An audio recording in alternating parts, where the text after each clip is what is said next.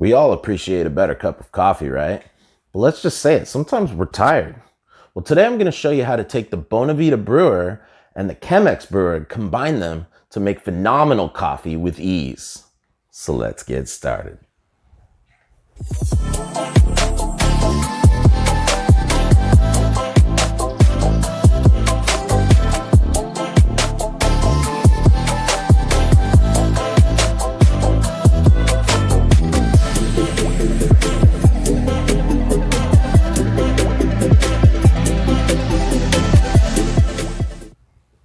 Hey guys, Ted Jones here, owner of Riverview Coffee Roasters. I do roast order coffee subscriptions in the top 1% of the world's supply.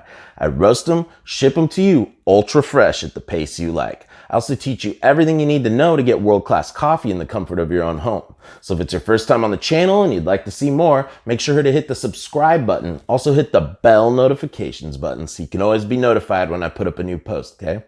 So today we're going to talk about the BONAVITA Showerhead from the BONAVITA Brewer combined with the CHEMEX Brewer instead of the Melita cone and thermal carafe it comes with. It combines an excellent glass coffee maker that's really clean. It's one of the top coffee makers on the market. It's been around since the 1940s, and it was actually considered one of the top inventions of the 20th century for its simple design and quality of use. And then you combine that with this BONAVITA brewer where it rotates the pour in a circle just like you would do with your own hand pour, and it also has optimal temperature at 200 degrees. So what makes something easier than that, huh? The old coffee pot with the new technology and the excellent glass coffee maker. Bam! Sounds beautiful to me. Let's try it out. All right, so here's the brewer. It comes with this thermal carafe, and this is a Melita cone. I put a CHEMEX filter in there because I love CHEMEX, but you can see right here where it says Melita. So they've actually contracted with Melita to make these, which everybody knows is the best basic cone that started the whole pour over coffee craze. And then here's the thermal carafe. It comes with this lid. You have to excuse, I got a little scab on my hand right now because I just burned myself roasting coffee last week. But hey, that's the battle scars of the trade, right? When you love something, that's not a big deal. So you lift this, you load the water in here. Every one of these lines is going to be 150 grams of water or milliliters of water. So each line would produce 5 ounces of coffee, okay? So right now I have it at the 6-cup line. That's going to be 60 grams of coffee. So you could just multiply each of these numbers by 10 to get the right amount of coffee for you to use, or you could use 2 tablespoons or 1 large coffee scoop per cup line. But of course, weighing the coffee is always going to be more accurate because when you take your darkest roast to your lightest roast, it's going to be different in how much volume you get of the coffee. And when you want consistency, you want to not be guessing what you're doing, right? So let's go ahead and grind up some of this. This is the holiday blend I'm making right now. It's got several different coffees from around the world. We're going to go ahead and grind that and then we'll get set up. Okay, so here's our grind. Relatively coarse, right? But I like to go for a clean cup. And I find that if you pour it around too fine into this brewer, it can muddy up the brew. And it tends to clog and take too long for it to come through. And I just don't prefer coffee that's been sitting, brewing that long. It just gets really bitter and over extracted for me. So I find that this helps the flow a lot and gives me a much more clean cup. So let's go ahead and start this brewer off and you can see how it works. It'll take just a second to heat up. So a couple hacks you can do is taking some water that's real hot, run it from the sink, get it really, really piping hot. Or even boil some water, but you know, we're trying to make this easy. So what I do is I just turn the faucet on, get the water hot, and then fill it with hot water, which already preheats the whole brewer, helps to keep the brewing temp as good as possible. Another thing sometimes I do is I'll rotate this while I'm brewing. So now the brewer is starting to get going, you can hear it. Water's starting to come through.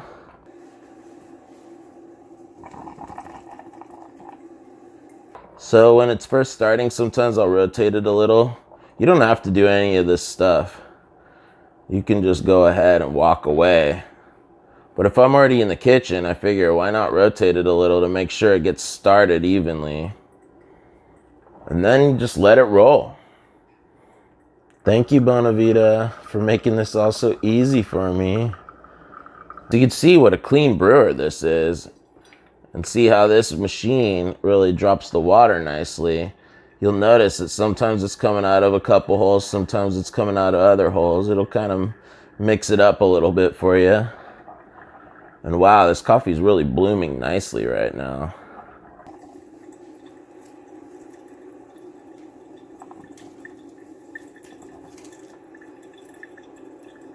See it puffing up quite a bit. I did that other video last time on what is coffee bloom.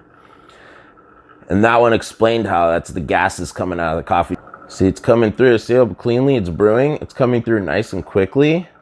And I usually aim for about 1 minute flowing per 5 ounces brewed.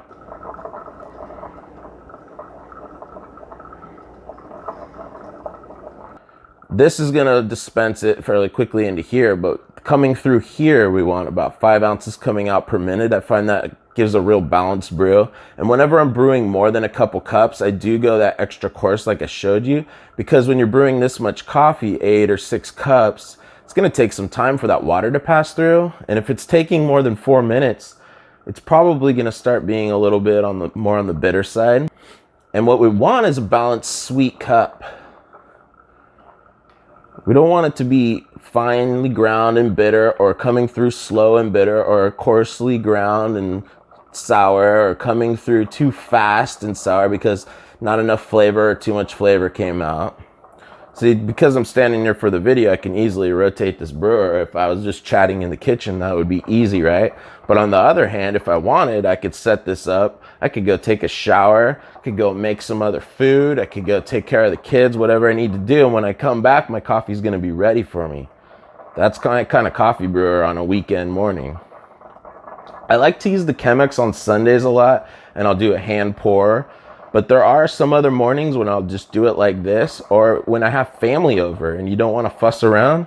You want to make coffee easy peasy with the family over, but you want to give them some really great coffee. This is the perfect option for you. And I know a lot of you are probably thinking right now, you know, I want the awesome coffee, but I don't want to work that hard at it. Well, here's your solution, right? We did the other series on the Gagio of Alaska Prestige and the super automatic one-touch machines. That one's awesome if you want espresso drinks without having to do any work. This one's awesome if you want phenomenal Chemex brewed coffee without having to do the work. So it looks like we're finishing up our brew here. We'll see how much longer it takes to come through. When it turns to a drip, it's done. You can remove it and dump the filter. Look at the color of that brew. Can you see it? Look at that. It's a beautiful color. And the reason it's not all black is because there's not a carbon or ash in there very much. See, when you get nicely caramelized beans that aren't actually burnt, you get that golden reddish hue, almost like a nice wine. And that's the color of coffee that's been roasted well and sweetened up by the nice caramelization of the sugars naturally occurring in the coffee, where you don't even need to add sugar to your coffee. That's one of the revelations a lot of my customers and friends and family have, is that they're used to adding a lot of cream and sugar to their coffee, and you won't need to when you get the right coffee, because it's fresh and it's naturally sweet. Not so sweet like cloyingly sweet, just mildly naturally sweet. I got my favorite mug here. It's my Yosemite mug that I love. It's just beautiful design, feel, has some sentimental value to it, of course. So pouring from a distance is a little good to cool the coffee. Like I said before in some of my other videos, that when the coffee cools down more, you'll really start to notice the flavor. So that's why I do all these videos. I have a lot of them you can check out and see all sorts of different things you can do to make your coffee better. That's the whole point of this. Wow. That's really good, actually. Very impressive. Great coffee, very clean. It's got the sweetness to it. This particular holiday blend I'm doing is a blend of all different roasts from around the world, all different coffees. And it's got a nice fruit notes to it, almost like fruitcake flavors, and it's got nut flavors and chocolate flavors. And I thought, what would make holiday better than to have fruit, nut, chocolate, and some hints of spice in there? So Every year I enjoy making that blend. It's the one time of year I take so many coffees and mix them together, and I figure almost everybody wants the holiday blend at the holidays. So I can make a huge amount of coffee and it'll satisfy almost everyone. And that also helps when you get high volume and you have a lot of people that all want coffee and extra coffee because they have family coming over. They have a lot of gifts to give out. So the holiday blend is beautiful because it suits just about every palate. And when I first started out, I made this blend called the Neighborhood Blend. And that was one where I mixed a lot of different coffees together. I had a real exacting strategy to it. It took a lot of work. The point of the story is that it satisfied almost everybody's palate because there was something in there for everyone. And that was what reminds me of the holiday blend. The holiday blend's just done with a little bit more of an extra level of kick in there for premium quality, such as adding a little bit of the Gesha coffee, which is the most prized varietal in the world and costs the most. For Christmas, I mean, who doesn't want the gift of a little extra treat, right? So there you go, Chemex Brewer. Let's give it a coffee taste in just a couple of minutes and we'll see how all the flavors came out. All right, let's taste this.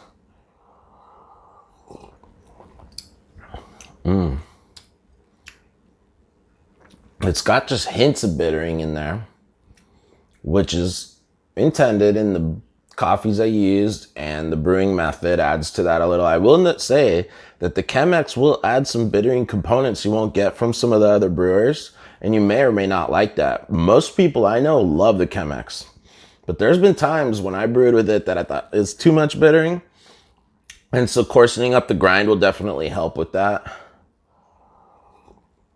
In this case, they're phenomenal. Really good fruit notes in there, and then maybe it's because it's the holidays, but I'm visualizing green and red and different fruits, almost like candied fruits. There's spice in there for sure. It reminds me of like a gingerbread or something, like a browning spice in there. Not quite like a cinnamon, but definite spice notes in there. Even to the realm of cardamom and clove and those other kind of more exotic, really robust, rich spices. The chocolate is in there too. It's not super at the forefront, but then when you start thinking about it more, you do feel it coming up to the surface. I would say that it's really bodied, but again, very clean. So you see, this makes awesome coffee. Like, I might just start brewing like this now for a little while. And that's another thing I would say is that it's fun to get into little phases of different things you like to do when you brew. So the last few days, I've been really into the AeroPress. I've been brewing with that thing and I'll just be like, oh, let's brew another cup. Oh, let's try another cup. I'll try a different coffee. I'll try doing it a different way. And now all of a sudden I'm doing this and I'm loving this, right? So that's the fun of it. It keeps it exciting, keeps it fun, keeps it interesting. But you could take any one of these videos and learn to make amazing coffee with it. You could take them all and just understand coffee really well. At first, you're going to say, well, yeah, this is way too far for me. I don't know. Like, I just go to the grocery store, I buy my whatever coffee. And then you're going to try to figure out how to do little hacks. So like, oh, maybe I could do it cheaper. I could do it easier. I could cut this corner. I could cut that corner. And then over time, you're going to try something else and try something else. And then one day you're going to try just putting the effort in and making it the way it should be. And you're going to be like, holy cow. And then what's even more fun is to try doing it that easy, simple hack way, and then doing it the really great way, and then doing side-by-side taste tests. That's when you're going to see the proof that this makes a huge difference. I went through this whole transformation over a period of time, so I know exactly what it is. I'm talking from experience here, and I would try and buy these cheap coffees. Years ago, before I did this as a profession, I'd buy these cheap coffees at these stores. I'd be like, oh, it looks the same. It's all the same to me. And other people would say, that coffee sucks, man. And I'd say, no, it doesn't. It's great. I love it. I didn't even know what I was missing. Now I'm like, I've got the world at my fingertips when it comes to coffee. That's how it feels now because I've got the tools I need. I've got the know-how. That's all behind me. It's like teach a man to fish, he can fish for the rest of his life. You just buy him a fish, he's got one fish for one day, right? Same with coffee. You can go out and buy a great cup of coffee if you're lucky enough to have a great coffee shop by you, which we aren't all so lucky. And some of the ones people consider to be great, frankly, aren't that great. But I will say there's a lot of good coffee out there these days. And luckily, I'm one of the guys that provides amazing coffee for people. And I don't lose people. Very, very rarely does anyone stop getting coffee from me because they have their own personal roaster. I find the beans, I roast the beans, I deliver the beans, I teach you every step of the way. I'll tell you the preferred brewing methods. We can talk about it, we can change, we can adjust to your exact liking. You're not gonna get that kind of service and that kind of quality from most people. And so I love doing what I do. It's a pleasure to me. It honestly doesn't really feel like work. There's things I have to do, but it's just like anything else. If you really wanna do something, it feels a lot better to do it than when you don't wanna do it, right? And that comes to mindset as well.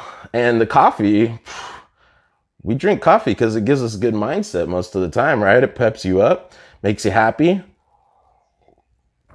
I'm enjoying this so much. I'm so glad I did this video today with you. Now I get to enjoy this now more and more, right? So this is Ted. Go ahead and leave some messages in the comments section.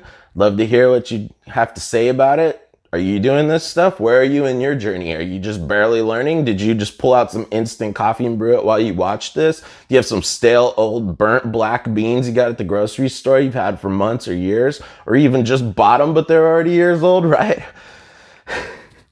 There's so much coffee fun. See you next time.